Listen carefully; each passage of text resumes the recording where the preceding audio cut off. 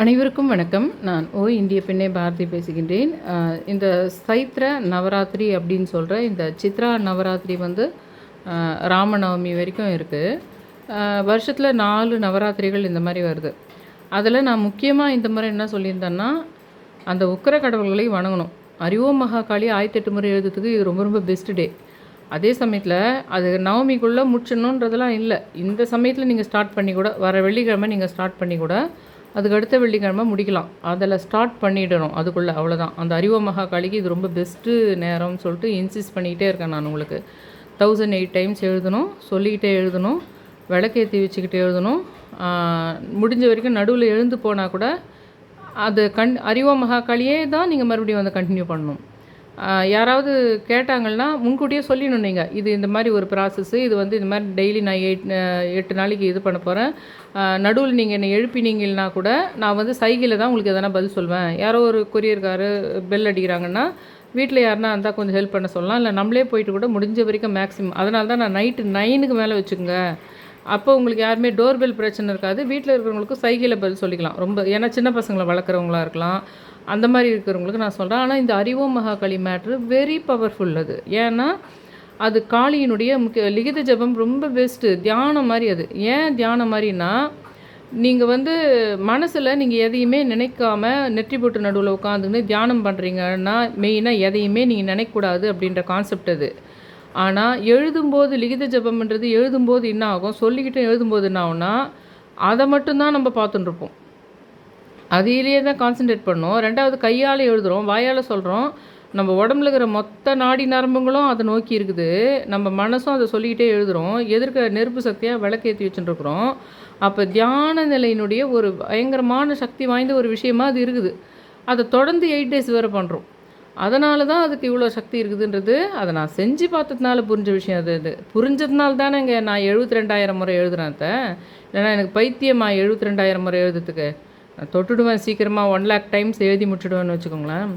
அந்த மாதிரி அதுக்கு திரும்ப இன்சிஸ்ட் பண்ணுறேன், இதுக்கு ஒரு அற்புதமான நேரம்னு.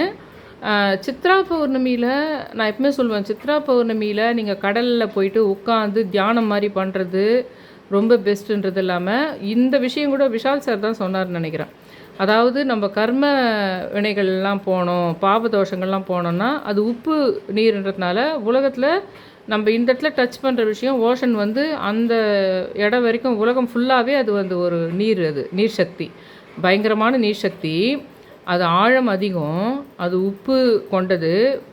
அங்கே நிறைய லட்சம் கோடி வருடங்கள், பூமி உருவானதுலேருந்து லட்சம் வருடங்கள் கோடி வருடங்கள் உங்களுக்கு அதில் அதனுடைய தொடர் விஷயம் இருக்குது. அந்த கடல்னும் போது அது ஒரு தொடர் விஷயம் அதில் இருக்குது. அதில் போயிட்டு நீங்கள் உட்காந்து தியானம் பண்ணும்போது என்ன ஆகும்னா, உங்களுக்கு வந்து அந்த முன்ஜென்ம பாவங்கள் தோஷங்கள் அல்லது கர்ம வினைகள் இது தீரும் அப்படின்ற மாதிரி விஷால் சார் சொல்லியிருந்தார். அதை நான் அந்த வீடியோ பார்த்த உடனே தான் சித்ரா பௌர்ணமி வந்தது போன வருஷம். அப்போ தான் நான் போயிட்டு என்ன பண்ணேன்னா, அங்கேயே உட்காந்து ஓரளவுக்கு நம்ம தண்ணி வந்தால் கூட நம்ம கழுத்தை தாண்டக்கூடாது அப்படின்ற மாதிரி உட்காந்தேன் நான். இந்த முறை என்ன சந்தர்ப்பம், இந்த சைத்திர நவராத்திரியிலே எனக்கு சிஸ்டரோட பையன்லாம் கூட்டிகிட்டு நாங்கள் நேற்று பீச் போயிருந்தோம். அந்த சமயத்தில் கொஞ்ச நேரம் தான் உட்கார முடிஞ்சுது. எனக்கு கொஞ்ச நேரம், ஏன்னா அவனை கவனிக்கணும்.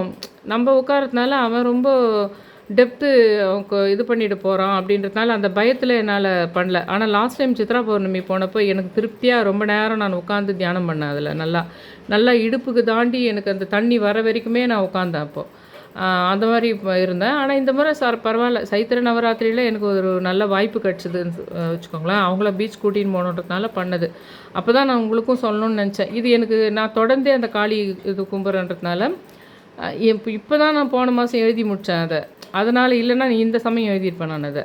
அப்போ தான் எழுதி முடித்தேன். ஆனால் இப்போ வந்து நான் சொல்கிறேன், வாராகி ரூபமாக இவங்க வந்துருக்குறாங்க, அதெல்லாம் சொல்கிறேன் பார்த்தீங்களா. அவங்க கூட ஐயப்பனான்னு நினைக்கிறேன்றதுனால அவங்க கூடவே போனேன் கடலுக்கு அப்படின்ற மாதிரி ஒரு கான்செப்ட் இருக்குது. நீங்கள் என்ன பண்ணுங்கன்னா, உங்கள் வீட்டுக்கு பக்கத்தில் இருக்கிற நீர்நிலைகள் எது இருந்தாலும், இல்லை ஒரு கடலோ அந்த மாதிரி சந்தர்ப்பம் கிடச்சிதானா இந்த சித்ரா நவராத்திரியிலே நீங்கள் அதில் போய்ட்டு ஒன்றும் இல்லை, கொஞ்சம் அலையில் மூழ்காத மாதிரி உட்காந்துட்டு வந்துட்டால் போதும். வீட்டுக்கு இந்த கடல்கிட்ட இருக்கிறவங்களா இருந்தால் சரி, அப்படி இல்லைன்னா. ஆனால் நீங்கள் சித்ரா பௌர்ணமி சமயத்துலேயும் இது பண்ணால் ரொம்ப ரொம்ப பெஸ்ட்டு. இந்த சமயத்தில் பண்ணாலும் சரி. மெயினாக நான் இந்த சைத்திர நவராத்திரியில் உங்களுக்கு எடுக்கிற கான்செப்டே என்னென்னா, சின்ன வயசுலேருந்தே உங்கள் வீட்டில் வந்து உங்கள் பசங்க, அண்ணன் தங்கச்சிங்க, அக்கா, அவங்க சின்ன பசங்க யாருனா இருந்தாலும் சரி, உங்களுக்கு பிறக்கிற குழந்தைங்களா இருக்கட்டும் சரி, இந்த அவமானம் என்ற ஒரு விஷயத்தை வந்து நீங்கள் ஒரு பக்கம் பொருளீட்டுற விஷயங்களை, ஒரு பக்கம் தப்பு செய்யாமல் இருக்கணுன்ற விஷயத்த, ஒரு பக்கம் தான தர்மங்கள் செய்கிற விஷயத்தை புகுத்துற மாதிரி, இந்த அவமானம் என்ற ஒரு விஷயத்தை வந்து அது என்னது, அவமானம்னா என்னது அப்படின்றத பற்றி அவங்களுக்கு புரிய வைக்கணும். ஆனால் அந்த அவமானத்துக்கு தீர்வாக அதெல்லாம் பசங்களுக்கு சொல்லி தரக்கூடாது. அதெல்லாம் நம்ம ரொம்ப சின்ன பசங்க, தம்பி தங்கச்சி அதெல்லாம் சொல்லி தரக்கூடாது. அந்த அவமானம் பற்றி விஷயம் மட்டும் சொல்லணும். ஆனால் நீங்கள் வணங்குறது, இப்போ நான் சொல்கிற மாதிரி சைத்திர நவராத்திரியில் வணங்கணும், காளி ரூப கடவுள்களை கும்பிடணும், அவமானப்பட்டவர்களுடைய தயவில் நம்ம வாழக்கூடாது. முதல்ல அவமானமே படாமல் இருக்கிறதுக்கு வழி பார்த்துக்கணும். சரி, உங்களுக்கு நடந்திருக்காது, உங்களுக்கு ஒரு விஷயம் அவமானம் என்ற விஷயமே நடந்திருக்காது. அதுக்கு ஒரே ஒரு வழி என்னென்னா, வீட்லேயே ஸ்கூல்லையோ வீட்லேயோ வேறு யாருக்கோ ஒருத்தருக்கு நடக்கும். அந்த சமயத்தில் இது நமக்கு நடந்ததல்ல அப்படின்னு நினைக்கக்கூடாது. பக்கத்தில் ஒருத்தருக்கு அவமானப்படுத்தப்படும் போது அது உங்களுக்கு நடந்ததாகவே நீங்கள் அதை பாவிக்கணும். அப்போ தான் உங்களுக்கு அது இன்னதுன்னு புரியும். அவமானம்ன்றது இன்னதுன்னு முதல்ல புரியணும்ல. உங்களுக்கு ஒரு நாள் வரும், உங்களுக்கு ஒரு 40 வயசில் ஒரு விஷயம் வரும், இல்லை 25 வயசில் தான் அது உங்களுக்கு விஷயம் வரும். அப்போ நீங்கள் ஃபீல் பண்ணி அன்றைக்கி வந்து நீங்கள் ப்ரொடெக்ட் பண்ண முடியாது. சின்ன வயசுலேருந்தே உங்களுக்கு சில விஷயங்கள் தெரியணும். பக்கத்து வீட்லேயோ இல்லை நம்ம உறவுகள்லையோ நம்ம வீட்டில் இன்னொருத்தருக்கு நடக்கும். அது நடக்கும்போது நீங்கள் அந்த மாதிரி ஒரு பதட்டம் இருக்கணும். இந்த குணம் இருந்தால் தான் தமிழ்நாட்டுக்கு ஒரு பிரச்சனை வந்தாலும், இந்தியாவுக்கு ஒரு பிரச்சனை வந்தாலும், இல்லை மனித இனத்துக்கு ஒரு பிரச்சனை வந்தாலும் அதை நம்ம காக்க முடியும். இப்போ நீங்கள் பெங்களூரில் போயிட்டு ஒரு ஈஸியாக தமிழ்நாட்டினுடைய வண்டி, ஒரு நம்பர் போட்ட வண்டியை ஓட்டிட முடியாது உங்களுக்கு. அதே மாதிரி நிறைய விஷயங்களை இந்த வேறு ஒரு ஸ்டேட்டில் போய் பண்ணிட முடியாது. முதல்ல என்ன பண்ணியிருந்தாங்கன்னா, வந்தாரை வாழ வைக்கும் தமிழ்நாடு, வந்தாரை வாழ வைக்கும் தமிழ்நாடுன்னு சொல்லி சொல்லி பேம்பர் பண்ணி சல்லங்கொஞ்சி நீங்கள் எப்பவுமே நீங்கள் எங்களை இது பண்ணுவீங்க தானே. நாங்கள் உங்களுக்கு முதல்ல என்ன பண்ணாங்க, தமிழ்நாடுனாவே விருந்தோம்பலுக்கு பேர் போனது. அவங்க எல்லாரையுமே வந்து மேலே வச்சு பார்ப்பாங்க, சமமாக பார்க்கறதில்ல. அவங்க எல்லாருமே சிம்மாசனத்தில் உட்கார வச்சு பார்ப்பாங்க அப்படின்னு சொன்னாங்க. அடுத்தடுத்து காலகட்டம் மாற மாற மாற என்ன ஆகுதுன்னா, நானே உன்னை பற்றி திருவள்ளுவர் பெருமை, அந்த பெருமை, இந்த பெருமைலாம் சொல்லிடுறேன், ஆனால் நீ சொல்லாத அத்தை அப்படின்னு வருது நாட்டளவில். வீட்டளவில் என்ன நடக்குதுன்னா, எல்லா பேரும் புகழும் வெற்றிகளும் எனக்காகவே இருக்கட்டும், ஆனால் உனக்கு அது வேணாம். ஆனால் அது அப்படி அதை வந்து நான் நேரடியாக சொல்ல மாட்டேன். அதை நேரடியாக நான் சொல்ல மாட்டேன். அதை நான் செய்கையால் நிறைவேற்றிட்டே வருவேன். ஒருவேளை தப்பித்தவறி ஏதாவது ஒன்று அந்த மாதிரி வெற்றிகரமான விஷயங்கள் உன் பக்கம் இருந்தாலும், அது வீட்டளவிலையோ நாட்டளவிலோ இருந்தாலும், அதை நான் வேறு விதமாக அவமானப்படுத்திடுவேன். இல்லைனா அடுத்த கட்டமே நீ கால் எடுத்து வைக்கிறதுக்கே முடியாத மாதிரி நான் உன்னை தடை பண்ணிவிடுவேன். அப்படின்ற விஷயங்கள் தான் நம்மளை சுற்றி சுற்றி இருக்கும். அதை பற்றி கான்ஷியஸ்னஸ் இருக்கணும். ஏன்னா உலகம் வளர வளர டெக்னாலஜி வளருது, மாடர்னாக இருக்கிறது, வாரத்துக்கு ஒரு முறை போயிட்டு என்ஜாய் பண்ணுறது, நிறைய பொருட்களை வாங்குகிற ஆசைகள், வீடு வாங்கணும், அது ஃபர்னிச்சர் இப்படி இருக்கணும், இது மாடுலர் கிச்சன் இருக்கணும், ரோடு இப்படி, நம்ம போகிற வழியில் நம்ம கார் இப்படி காஸ்ட்லியாக இருக்கணும், இந்த விஷயங்கள் அதிகமாக போயிட்டதுனால இந்த நம்ம சுற்றி இருக்கிற சமுதாயத்தில் ஒரு பாலிட்டிக்ஸ் நடக்குது பாருங்கள், அது மேலே கவனம் வரல. இது யாருக்கெல்லாம் நல்லாவே ஈஸியாக கிடைக்கிடுதோ அப்போ என்ன பண்ணுறாங்க, அந்த கான்ஷியஸை விட்டுடுறாங்க. ஆனால் இந்த அடிபடும் போது அவங்களுக்கு வலிக்குது பார்த்திங்களா, செத்து போயிடலான்ற அளவுக்கு அவங்க மனசு வலிக்குது பார்த்திங்களா, அது எப்போன்னா எல்லாம் தாண்டி போயிட்டுருக்கும், எல்லாம் கடந்து போயிருக்கும், தலைக்கு மேலே வெள்ளம் போயிருக்கும், அப்போ போய் தான் அவங்களுக்கு அது புரியுமே. ஆனால் இந்த விஷயங்களுக்கு அந்த மாதிரி அவமானப்படுத்தப்பட்டாலும் அதை காட்டி கொடுப்பதற்கும் நமக்கு உக்கிர தெய்வம் வேணும். நம்மளுக்கு புரியாமையே இருக்கும். நிறைய பேர் வந்து எடுப்பார் கைப்பிள்ளையாக இருப்பாங்க. அதாவது ஒய்ஃப் சொல்கிறது எல்லாம் கேட்டுக்கிட்டு அப்படியே ஹஸ்பண்ட் வந்து அப்படியே சொல்கிற விஷயம் மாதிரி நம்புறதா இருக்கும். இல்லை ஹஸ்பண்ட் சொல்கிற கதைங்களை அப்படியே நம்புகிற பெண்கள் உண்டு. அவங்க ஒரு கதை சொன்னாங்கன்னா, இந்த எடுப்பார் கைப்பிள்ளையாக இருக்கிறவங்க இல்லை வந்து ரொம்ப பிரித்து பகுத்து சாமிங்கோடவே இருப்பாங்க, ஒரு மாதிரி குழந்தைத்தனமாகவே. ஏன்னா இதெல்லாம் பார்த்தா வலிக்குது மனசு, இந்த பாலிடிக்ஸ்லாம். ஐயோ இவங்க போய் அந்த மாதிரி நடித்தாங்க, இவங்க நம்ம உண்மையிலே பாசமாக இருந்தாங்கன்னு நினச்சோமே அப்படின்னு நினைக்கும் போது வலிக்குது அவங்களுக்கு. அதனால் என்ன பண்ணுறாங்கன்னா, நீ நடித்ததை கூட நான் உண்மை என்ன எடுத்துக்கிறேன், நீ நடித்ததை கூட நான் உண்மை என்றே எடுத்துக்கொள்கின்றேன் அப்படின்ற மனோபாவத்தில் வருது எல்லாருக்கும். ஆனால் உண்மை தெரிகிற அன்றைக்கி டிப்ரெஷனில் போகிறது, சூசைட் பண்ணிக்கிறதெல்லாம் அதுக்கு தான். அதனால தான் நான் என்ன சொல்கிறேன்னா, அதுக்கு தான் இந்த உக்கிர தெய்வங்களுக்கு நீங்கள் அந்த துணையை நாடணும். உங்களுடைய வேண்டுதல்களுடைய பேட்டர்னை மாற்றணும். நீங்கள் கேட்குற மெத்தட்லேயே கேட்கக்கூடாது. முதல்ல வந்து வார்த்தையால் அவமானப்படுத்துகிறாங்களா, இல்லை செயலால் அவமானப்படுத்துகிறாங்களா, எதை வச்சு எப்போவுமே அவங்க கீழவே நம்ம இருக்கணுன்றதுக்காக எப்படி காய் நகர்த்துறாங்கன்ற விஷயங்களை ஒரு சிறு பிள்ளைகள்லேருந்தே இப்போது ஃபாரின்ல இருந்தால் பசங்கள்லாம் எப்படி வந்து சாப்பிட்ணும், எப்படி பிஹேவ் பண்ணணும், அதுதான் மெயினாக இம்பார்ட்டன்ஸ் கொடுப்பாங்க. நம்ம ஊர் பசங்களுக்கு தான் முதல்ல ஏபிசிடி சொல்லிடணும், 100 சொல்லிடணும், எல்கேஜிலே 200 வரைக்கும் சொல்லி கொடுத்துடணும்னு பண்ணுவாங்க. ஆனால் அவங்களுக்கு எப்படி பண்ணுவாங்கன்னா, எப்படி ஒரு வாழ்வு ஒரு வீட்டில் எப்படி இருக்குது, எப்படி வரவங்களுக்கு எப்படி பதில் சொல்கிறது, அந்த ஒரு சாப்பிட்ட உடனே எப்படி இது பண்ணுறதுன்றது அந்த விஷயங்கள் தான் சொல்லிக் கொடுப்பாங்க. அந்த நம்ம ஊருக்கு இப்போ நம்ம ஊருக்கு அதை விட ரொம்ப முக்கியம் என்னென்னா, எல்லா ஊருக்குமே ரொம்ப முக்கியம் என்னென்னா, இந்த சமுதாய ஒரு ஏற்றத்தாழ்வுகள், ஒருத்தர் இந்த சீன்றது, இந்த நோண்டுறது, இந்த விஷயங்கள்லாம் இருக்குது பார்த்திங்களா, அதை கவனிக்கிற விஷயத்த பெரியவங்க கவனிக்கணும். முதல்ல அவங்க பேசிகிட்டு இருக்கும்போதே சின்ன பசங்க மைண்டில் தானாக பதிஞ்சிரும். அது நீங்களே உள்ளுக்குள்ளே வந்து அதை கண்டி தேவையில்லாமல் கெட்ட வார்த்தைங்களால் ரொம்ப பசங்க எதிர்க்க திட்டுறது, சின்ன பசங்க எதிர்க்க வந்து அவங்கள பார்த்து திட்டுறது. இப்போ சினிமா ஆக்டர்ஸ் கூட யாருனா வந்து நிறைய இந்த தமிழுக்கு எதிராக பேசுகிறதோ எதனா ஒன்று பண்ணுறாங்க இல்லைங்களா, இப்போ நிறைய அவங்கள கெட்ட வார்த்தையில் வீடியோவில் பார்த்து திட்டுறது, அதெல்லாம் ஃபாலோ பண்ணக்கூடாது. அப்போ என்ன ஆகும், உங்கள் கூட வளர்கிற பசங்க, நீங்கள் வளர்க்குற பசங்கள்லாம் என்ன ஆவாங்கன்னா, இந்த மாதிரி பண்ணால் உடனே அவங்கள கெட்ட வார்த்தையில் திட்டினும் போலன்றது தான் வரும். அதை பேசக்கூடாது. ஆனால் என்ன பாலிடிக்ஸ் நடந்தது, எப்படி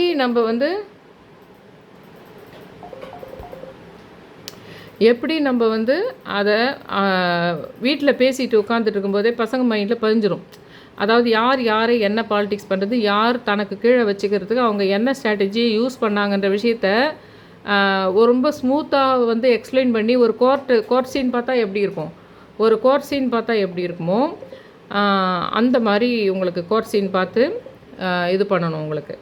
அதனால் நீங்கள் என்ன சொல்கிறேன்னா, அந்த மாதிரி விஷயத்துக்கு காளியினுடைய துணையோடு பண்ணால் இன்னும் கொஞ்சம் ஸ்மூத்தாகவும், இப்போ நான் உங்களுக்கு சொல்கிற விஷயத்த காளி ரூபா கடவுளே புரிய வைப்பாங்க உனக்கு. இப்போ நான் சொல்கிறது உங்களுக்கு எக்ஸ்பிளைன் ஆகலைன்னா கூட, நான் சொல்கிறதுல கொஞ்சம் ஒரு பாயிண்ட் நீங்கள் இது பண்ணிட்டு, இந்த காளி ரூப கடவுள், அது வாராகியாக இருக்கட்டும், இல்லை துர்கையாக இருக்கட்டும், இல்லை வேறு யாருனா இருக்கட்டும், அவங்கள வந்து நீங்கள் கொஞ்சம் வணங்கும் போதே அவங்களே உங்களுக்கு புரிய வச்சுருவாங்க. உங்களை சுற்றி நடக்கிற பாலிடிக்ஸ் என்னது, அதில் உன்னை எப்படி நான் காப்பாற்றுறேன், நீங்கள் அவங்கள வணங்கினாவே போதும், நீங்கள் நினச்சாவே போதும். ஆரம்ப காலத்தில் நீங்கள் பெருசாக படையல் பண்ணணுன்றதில்ல. அந்த அவர்களுடைய எந்த கடவுளோ, துர்கையோ வாராகியோ இல்லை காளியோ திரிபுர சுந்தரியோ, அந்த பேர் மெயினாக இதில் ரொம்ப சூப்பர். உங்கள் வீட்டுக்கு பக்கத்தில் இருக்கிற சிவன் பார்வதியை மதங்கேஸ்வரர் ராஜமாதங்கியாக நினச்சிக்கோங்க. நீங்கள் ஒரு பெரிய சாமியஜி மாதிரி ஒரு பெரிய ஆன்மீகவாதியாக இருக்கணும்னு கூட அவசியம் இல்லை. அவங்கள நினச்சி வணங்க ஆரம்பித்தாலே உங்களுக்குள்ள எல்லா சக்தியும் வந்துடும், அவங்களே புரிய வச்சுருவாங்க. இது அப்படி இல்லை, அது இப்படி, இது நிறைய நம்ம சினிமாவெல்லாம் பார்ப்போம் பாருங்கள். அப்போல்லாம் இந்த சின்ன வயசுலேயே இவங்களுக்கு ஞானம் வந்துச்சு, இவ்வளவு சிறு குழந்தையில் இவ்வளவு ஞானமானு சொல்லிட்டுலாம் நம்ம சினிமாவை பார்ப்போம் பார்த்திங்களா. அப்போ அந்த மாதிரி ஒரு நாலேஜ் வந்துடும் சொல்லலாம். மதங்கேஸ்வரர் ராஜமாதங்கி அந்த எந்திரத்தையே மெயினாக போட்டு வணங்குறது. நான் சொன்ன பாருங்கள், ஸ்ரீ எந்திரம் ஒன்று போட்டுங்கன்னு சொன்ன பாருங்கள், இந்த சைத்திர நவராத்திரிக்கு அந்த மாதிரி ஒரு ஸ்ரீ சக்கரம் அந்த எந்திரம் அது கூட போட்டுக்கலாம், இல்லை ராஜமாதங்கி இது கூட போட்டுக்கலாம். அவங்களுக்கு உள்ள ஒரு 8 இதழ்கள் வரும், அவுட்டர் இதில் வந்து 16 இதழ்கள் வரும்னு சொல்லலாம். நான் உங்களுக்கு அந்த ஒரு விஷயம் நான் வந்து இந்த இதுக்கு போயிருந்தேன், அது காட்டுறேன். நான் அங்கே போயிட்டு வரும்போது நான் மதங்கேஸ்வரர் ராஜமாதங்கி தான் ரொம்ப அப்படியே நினச்சி ஃபுல் அண்ட் ஃபுல் உக்கிர தெய்வங்களே சைத்திர நவராத்திரியில் கடவுள் நம்மளுக்கு வாய்ப்பு கொடுத்துருக்காங்க அப்படின்னு சொல்லிட்டு நான் என்ன பண்ணேன்னா, அடுத்தடுத்து அதே வந்து உங்களுக்கு ஃபாலோ பண்ணிட்டு இருந்தேன். கொஞ்ச நேரம் அந்த தியானம் வந்து நான் அங்கே உட்காந்து என்னால் பண்ண முடிஞ்சுது.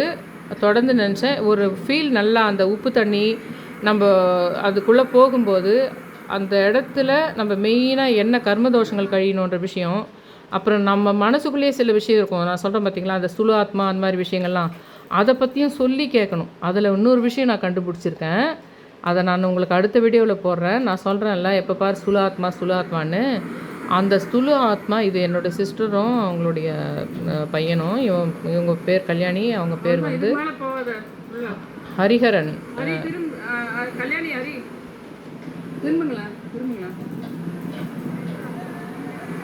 இவங்க 2 பேர், இவங்க கனடாவிலேருந்து வந்திருக்காங்க. இவன் வந்து 7th போகிறான். இப்போ நாங்கள் அந்த பீச்சில் வந்துட்டு கொஞ்ச நேரம் உட்காந்து நான் பண்ணேன். இன்னொரு விஷயம் வந்து எனக்கு கரெக்டாக நான் இதெல்லாம் கும்பிட்டுன்னு தானே உங்களுக்கு சொன்ன மாதிரி நானும் பண்ணிட்டு தானே இருக்கேன். அந்த சைத்திர நவராத்திரி, காளி கும்பிட்றது, இந்த விஷயம்லாம் நடக்குது இல்லைங்களா. அப்போது இன்னொரு விஷயம் நான் சுலோ ஆத்மா சொல்லியிருந்தேன் இல்லைங்களா உங்களுக்கு, அதை பற்றி ஒன்று கண்டுபிடிச்சேன்.